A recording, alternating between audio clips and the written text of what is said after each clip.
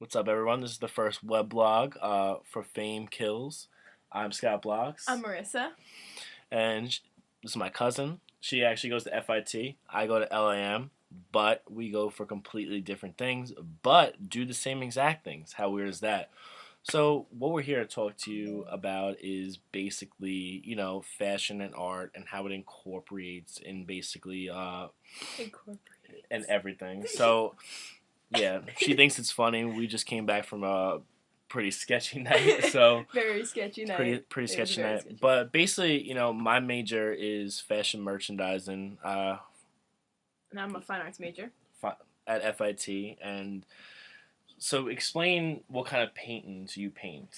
I do a lot of different work. I do a lot of abstract work and figurative work. Always laughing. Never can take this seriously. I'm sorry. I'm not a serious person. Anyway, but okay, I do a lot of abstract work and I do a lot of figurative work. So figurative work, I paint nude models. And abstract, I kind of do whatever I want. I consider myself more of an abstract artist. I'm actually going to be published in Artist Spectrum magazine as of May. Now, what is Artist Spectrum magazine? So the Agora Gallery puts it out, and it's on 25th Street and 10th Avenue. I wrote an article for them based on fashion and art and how fashion is coexisting with art. And as a contribution to me, because I didn't get paid for it, they're writing an article on me and putting my paintings in there with my artist statement saying that I'm more of an abstract worker, and it was really cool. So now, everyone should check it out. What is your favorite painting that you ever paint? What makes a perfect Marissa Mule painting? I don't think I have one favorite. As an artist, I'm never gonna truly be like, wow, I love that one. I don't really ever love my own paintings. I'm always unsatisfied, which is the part of being an artist, because you're never satisfied with what you do. Now, a lot of people think that abstract art is just random, no talent. No, it's not. Paint at a canvas and whatnot. Now, my first canvas, you were a witness for. Yeah. Caught you red-handed. Had the photo shoot and everything. It was a big deal. Basically, what I did, it wasn't really planned. It wasn't in my head like, okay, this is there, except for the red hand that I wanted in the thing. Now, is abstract ever planned? Besides colors? You could plan it out. I mean, it doesn't have to be, spontaneous or random. I do a lot of, drip paintings where the lines drip. You're smiling so sketchy towards me. Family. Okay, anyway. So, there's, a lot of these drip paintings that I do where they drip down, and, I'll plan out and be like, well, I'm doing another one of those in this certain color. I'm doing the kind of same exact painting. So, I mean, a lot of abstract is spontaneous. That's how mine started out. But now that I know where I'm at and what I want to do and how I want to do a series of these paintings, it's more planned. And, I do, little paintings or sketches before it's planned for it. So. Now, your blog, which is... Well, do you know me well? Name the link.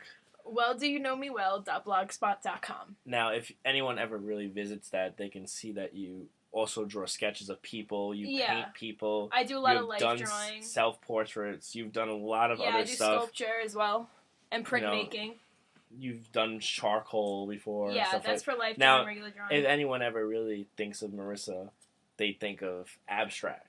Yeah. They just think of splatter on the canvas and no talent. What do you have to say to the people that hate on you, that say you have no talent in the art world and that you'll never succeed?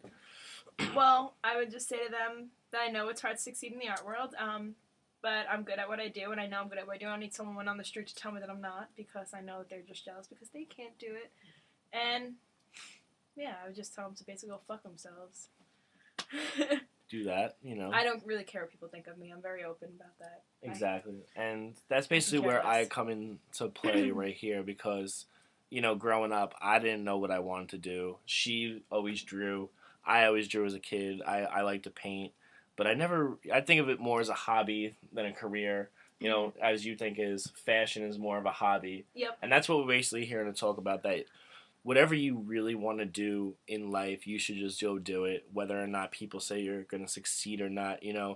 As a straight guy that grew up wearing white t-shirts and gray sweatpants, my whole life, no one would ever know that I'd be, rocking a Louis laptop case or wearing Gucci sunglasses or something like that, and that I would go to a school that's 90% girl that, you know, and people think that I don't have any knowledge in fashion because growing up I thought, the Gucci symbols were a Stella Dior cookie, or I thought, the Louis LVs was meant extra large or something like that, So basically, out of high school, I wanted to go to FIT, but I didn't. I chose the lazy route, and you didn't. You went straight to school. That's the difference between us. And 3 schools later, I'm finally in the school that I want to be in, LAM, and because I like the business side of fashion, I don't want to go to design because I think that design majors basically don't have the business knowledge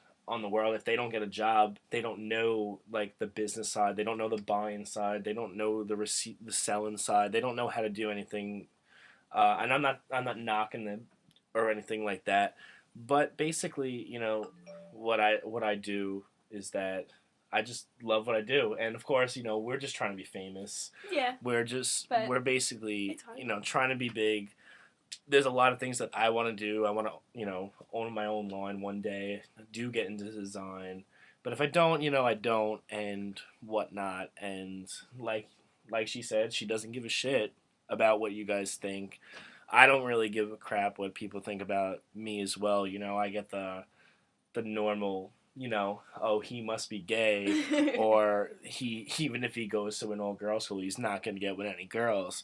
I'm not there to get with anyone. If it happens, it happens. I'm not there to meet friends. I'm not there to make enemies. I'm there to get my education, get the hell out, get there in the industry, go on a field trips. I actually, went to a field trip to your museum at your school. Museum. And, every day is an adventure. Every day is basically more and more I get involved in this industry, and I just love it. And, that's what I have to say. Now, your fashion style.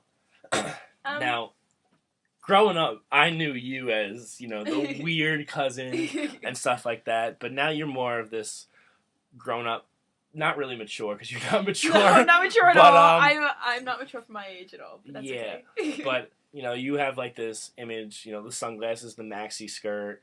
You'll wear a T-shirt that's hanging half off you. Yeah, I mean, I definitely wearing like prints and stuff like that. I definitely consider my style like a lot of like bohemian hipster kind of look. I mean, that's not right now. I'm wearing a cardigan right now from J. Crew, but I live in Chelsea. And it's a lot of fun down there, and being there just in the streets. I think looking at a lot of people, I get my own style from them, like different people on the streets, and I go to a lot of school. Yeah, I can't even talk.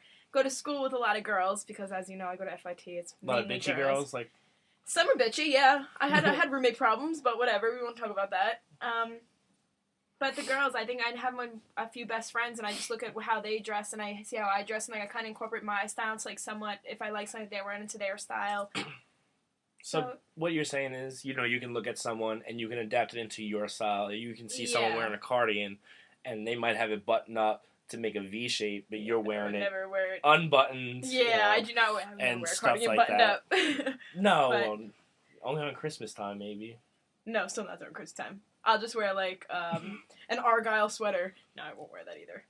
But everyone has fashion.